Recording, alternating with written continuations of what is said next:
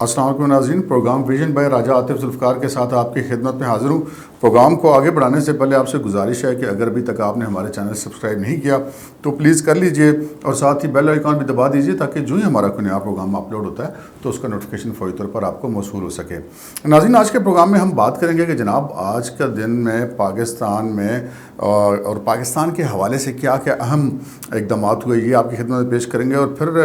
مسلم league نون کے لیے کچھ اچھی خبریں ہیں، کچھ بری خبریں ہیں، کچھ جناب پی ٹی آئی بھی ہاتھ پاؤں مار رہی ہے، اور آج ایک اجلاس بھی ہوا، وہاں نواز شریف صاحب نے اسے خطاب کیا، مریم اور حمزہ بھی وہاں پہ موجود تھے، اور پھر بلاول صاحب بھی روانہ ہو گئے امریکہ کے دورے پر، پھر ایک سپریم کورٹ کا فیصلہ آ گیا۔ تو یہ ساری جو کہانیاں ہیں یہ مل جل کے مجھے تو کم از کم اگلا الیکشن تھوڑا بلکہ کافی قریب نظر آ رہا ہے، ہو سکتا ہے کہ میرا اندازہ غلط ہو، لیکن ان خبروں پر تھوڑی سی بات کر لیتے ہیں۔ سب سے پہلے تو جناب ایک شہباز شریف صاحب اور سلمان شہباز کو بڑا ریلیف ملا ہے برطانوی عدالت سے۔ یہ جناب یہ جو حکومت ہے پاکستان تحریک انصاف کی اور اس کے مشیر برائے احتساب جناب شہزاد اکبر صاحب، وہ جو بڑے کاغذ شاغذ لڑا کے پریس کانفرنسیں کرتے ہوتے ہیں، پاکستان کے اندر بھی کچھ نہیں نکلتا تو باہر پتہ نہیں کیا نکلنا تھا۔ بہرحال انہوں نے درخواستیں دی ہوئی تھی وہاں پہ برطانیہ میں عدالتوں میں کہ جناب یہ شہباز شریف صاحب اور سلمان شہباز ان دونوں نے جو بہت ساری منی لانڈرنگ پاکستان سے کی اور یہاں سے وہ پیسہ جو نہیں ہے وہ مبینہ طور پر غلط طریقے سے کمایا گیا اور اختیارات کا ناجائز استعمال کیا گیا، تو لہٰذا ان کے خلاف کارروائی کی جائے اور وہ پیسہ پاکستان کو واپس کیا جائے۔ وہاں کی نیشنل کرائم ایجنسی نے اس سارے معاملے کی تحقیقات کی، اور اس تحقیقات سے پہلے برطانوی جو عدالت تھی اس نے ان کے تمام تر اکاؤنٹس جو تھے وہاں پر وہ سارے فریز کر دیے تھے۔ آج فیصلہ آیا جی، اور عدالت نے یہ جتنی درخواستیں تھیں اور یہ جتنے نام نہاد قسم کے یہ جو کاغذ لہراتے ہیں وہ سارے اٹھا کے ردی کی ٹوکری میں پھینک دی، اور انہوں نے کہا کہ جی کوئی جو ہے ایسا ثبوت اور شواہد نہیں پیش کیے جا سکے جس سے یہ آمدنی غلط ثابت ہو یا اس کو شفٹ کرنے کا طریقہ غلط ثابت ہو، اور انہوں نے وہ جو نہ صرف کیس ان کے ختم کر دیے بلکہ ان کے جو فریزڈ اکاؤنٹ تھے شہباز شریف صاحب کے اور سلمان شہباز کے وہ بحال کر دیے ہیں۔ دوسری طرف ہم دیکھتے ہیں کہ جناب مسلم لیگ نون میں اختلافات کے حوالے سے بڑی سرگوشیاں اور تھیں، کچھ خواجہ آصف نے ایسے بیانات بھی دیے کہ ان سرگوشیوں کو ہوا ملی، اور آج ایک اجلاس تھا مسلم لیگ نون کا تنظیمی، اس میں جناب پہلی بار مریم صاحبہ اور حمزہ شہباز جو نہیں وہ اکٹھے بیٹھے، اور انہوں نے ان کا جو ایک باڈی جسچر تھا وہ ایسی تھا کہ جیسے وہ ایک ہیں، بہن بھائی تو ہیں ہی وہ آپس میں، لیکن ماضی میں جو اجلاس ہوتے رہے اس میں یہ دونوں ایک ہوتا تھا شریک تو دوسرا نہیں ہوتا تھا۔ ایک اجلاس ایسا تھا جس میں یہ ویڈیو لنک کے ذریعے تو شریک تھے لیکن فزیکل اپیرنس ان کی نہیں تھی، اور آج کے اجلاس میں انہوں نے جو ایک انتہائی اہم بات کی وہ اہم بات یہ ہے کہ مریم صاحبہ نے وہاں پر ان کے ساتھ بیٹھ کے اعلان کیا حمزہ صاحب کے ساتھ کہ یہ ہمارا ایک متفقہ فیصلہ ہے کہ نواز شریف صاحب خاندان کے بھی سربراہ ہیں اور پارٹی کے بھی سربراہ ہیں۔ انہوں نے کہا کہ سوچ میری بھی مختلف ہو سکتی ہے، حمزہ کی بھی مختلف ہو سکتی ہے، حمزہ میرا بھائی ہے، بہت اچھا آدمی ہے، لیکن یقیناً سوچنے کا انداز مختلف ہو سکتا ہے، لیکن یہ طے شدہ بات ہے کہ خاندان کا اور پارٹی کا سربراہ نواز شریف ہے، جس پر سب لوگوں نے وہاں پہ تالیاں بجایا اور خود بڑے جوش و خروش سے وہ ڈیسک بجایا حمزہ شہباز نے بھی۔ تو جو لگتا ہے کہ یہ ایک جو ان کے گھر کے بڑے تھے نواز شریف صاحب اور شہباز شریف صاحب، ان لوگوں نے ان کو کہا کہ آپ اس طرح کا ایک جسچر دیں، لگتا ہے ایسے ہی ہے۔ ایک اور معاملہ وہ جناب بڑی ملک میں خبریں گرم تھی کہ جی کچھ صدارتی نظام کے لیے کوئی ہل جل ہو رہی ہے، بہت ساری درخواستیں سپریم کورٹ پر مختلف لوگوں نے، وہ جو ہوتے ہیں نا مشکوک سے لوگ آ کے درخواستیں دائر کر دیتے ہیں، وہ درخواستیں جناب دائر کر دی گئی تھیں، اور پاکستان میں پہلی بار یہ ہوا کہ وہ درخواستوں کو اکٹھا کر کے سپریم کورٹ میں سماعت کے لیے مقرر کر دیا گیا، جس پہ بہت ساری چمگوئیں آنے لگی کہ ان کے پیچھے کوئی اور گیم تو نہیں ہے، لیکن آج جو سپریم کورٹ تھی اس نے وہ جناب تمام درخواستیں جو نہیں وہ خارج کر دیں،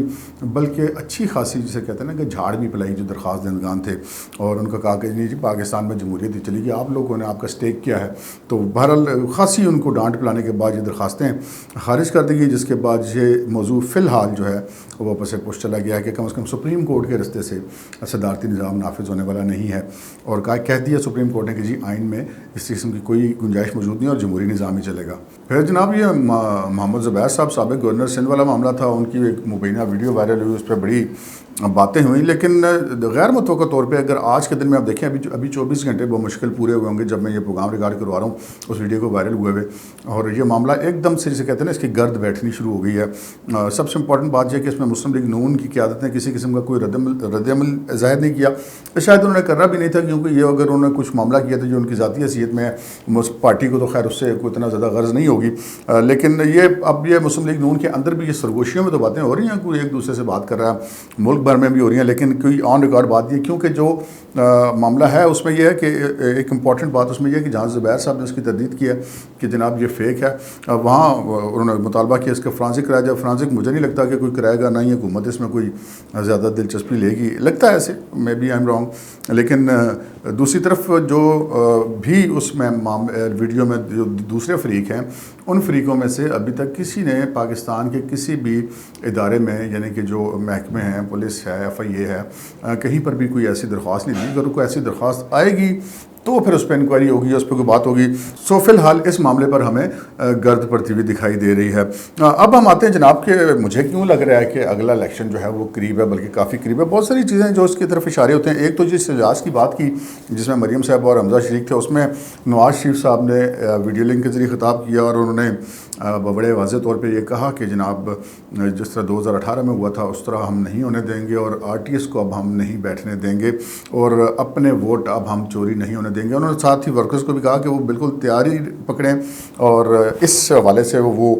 ووٹ پہ اپنا پیرا بھی دیں اور آئندہ الیکشن کی تیاری کریں. کچھ ایسی خبریں پہلے بھی مسلم لیگ نون کی طرف سے آ رہی تھی کہ شاید الیکشن جلدی ہونے جا رہے ہیں، اسپیشلی نواز شریف صاحب کا اچانک متحرک ہو جانا اور فعال ہو جانا پارٹی کے معاملات میں، وہ بھی اسی طرف اشارہ کرتا تھا. اب پھر جناب یہ الیکشن ہو رہے ہیں، اس کی کچھ اور بھی چیزیں سامنے آ رہی ہیں. ایک وزیر اعظم عمران خان صاحب کراچی کے دورے پہ گئے تھے، وہاں پر